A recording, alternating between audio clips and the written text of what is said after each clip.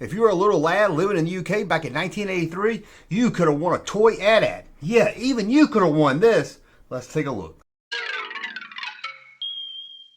Okay, if you're like me and you grew up in America back in the 80s, you probably didn't know about this. But if you were a little kid in the UK, you might have been excited because Star Wars was coming to your town.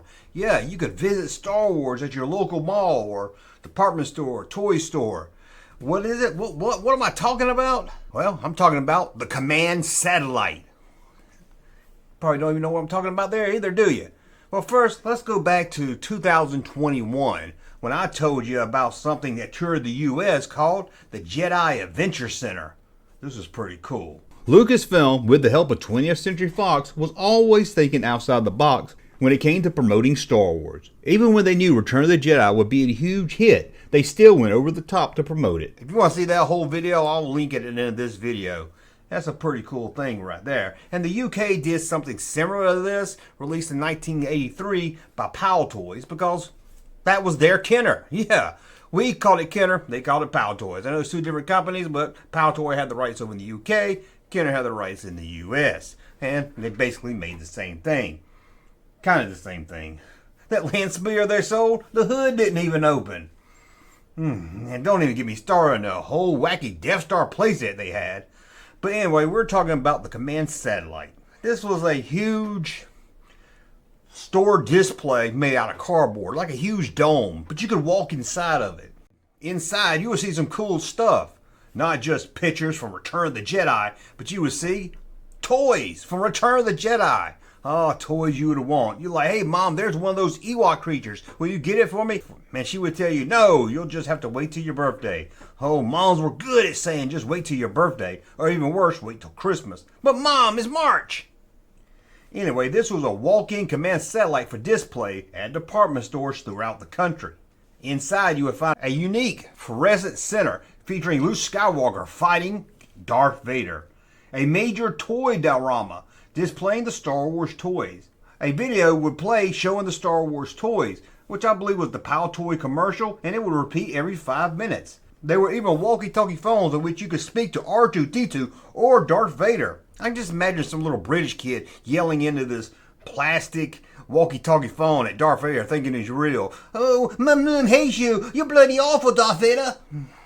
Right here you can see a list of where you could find it. I never heard of any of these places, but maybe you have. I'm not from the UK. You know, I can list things from America and you'd be like, I never heard of them either, so don't judge me. I never heard of these. Now, sadly, there's not a lot of pictures of this thing. I mean, we didn't walk around with cameras all the time like we do today. There's some black and white photos that we looked at here, but other than that, you really have nothing to really see what this thing looks like. It would be cool if we had video of some kid walking around inside of it and everything, but sadly we don't. But if you got to see this command satellite, you got to try to win an AT-AT. Try to win an AT-AT. Yeah, and all you had to do is use your fingernail and you could win. Here it is, the scratch-off entry form. Now here's this little piece of paper you rip off. On the back of it, you enter your name and your address. Hey, they have to know where to send the AT-AT, right? If you want it, they got to know where to mail it to. You fill all that out right here. And on the other side was the quiz. Yep, you had to know your Star Wars trivia to win this. It had a true and false box that was like a little scratch-off ticket, and you rub your fingernail across it or your coin, whatever, to reveal the answer. All the right answers would go into a box, and the first one they drew out of that box would win the AT-AT, and they gave away 2 a month. Well, let's take a look at those questions. They're tricky. First up, true or false? R2-D2 is a computer repair robot. R2-D2 is computer repair. Let's see what AI has to say about that one.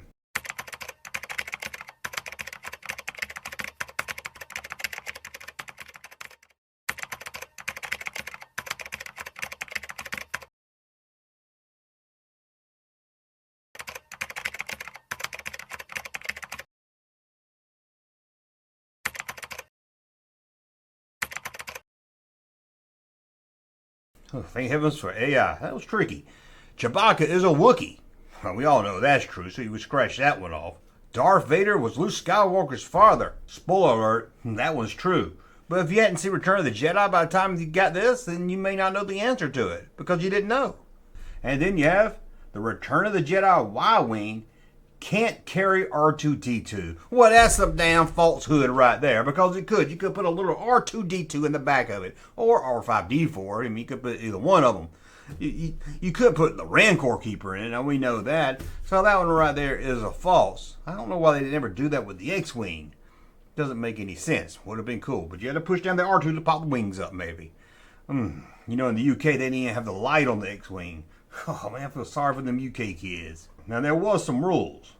First off, you couldn't scratch off any of the wrong answers. I mean, you couldn't even let your fingernail skip across it just a little bit, or they threw your entry form in the trash. They wouldn't send you cash in exchange for the AT-AT. Any kid I knew in 1983 would rather have a second AT-AT than cash.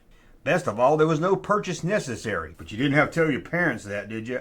If your dad or your mom worked for Pal Toys, sorry, you couldn't enter the contest. Hey, you didn't work there. Doesn't seem fair to me. Oh, and the judge has the final decision. The judge has the final decision? Hope it's Judge Wapner. Odor in my court. But that was it, the 1983 Command Satellite. Man, that would have been cool to see as a kid. I didn't even see the Jedi Adventure Center that went around town by I didn't even know about it till years and years later. Guess it didn't come to my town. If it did, my parents didn't love me. Maybe you had a mum. Maybe you called cookies biscuits. If so, maybe you saw this thing. Love to hear from you in the comments below, because it seems like it would have been a lot of fun, especially for a little kid. By 1983, I was already like 11 years old. It wouldn't have been that fun to me, but it would have been fun to try to win an AT-AT. But I think if you're like 7 or 8 and you saw this thing, it would have blown your mind away. Like, this is awesome. It was like I took a trip to Star Wars Land or something. But let me know if you knew about this thing, or if you didn't, say, hey, Junkman, thanks for telling me something else about the Star Wars toy history that I didn't even know about. Hey, Junkman channel popping though. Thank you, sir, for that unsolicited testimony.